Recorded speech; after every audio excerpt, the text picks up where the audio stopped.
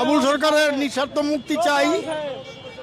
এই জন্য মুক্তি চাই, যদি কোনো অন্যায় করে থাকে, ভুল করে থাকে, তাহলে অবশ্যই আমরা ভুলের বিচার চাই, বিচার করবেন। ইয়ো মুরব্বী, আল্লাহকে নিয়ে কুটুক্তি করছে, এটা কি তার ভুল না?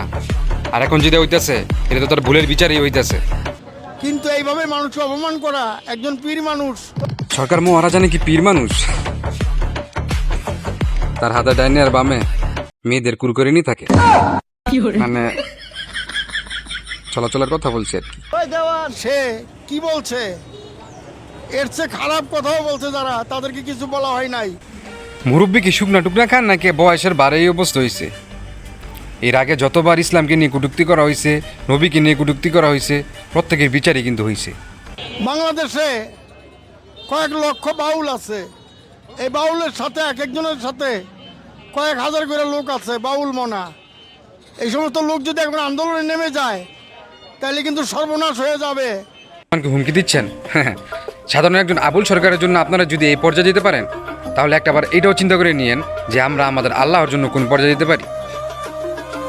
সময় বুঝাই দিন ইনশাল্লাহ। তো এখন পুলিশের হেফাজতে আছে, অবশ্যই তার বিচার হওয়া অবধি আপনাদেরকেও বলছি, আপনারাও শান্তি বজায় রাখেন, এই বিশৃঙ্খলার সৃষ্টি করেন না দেশে।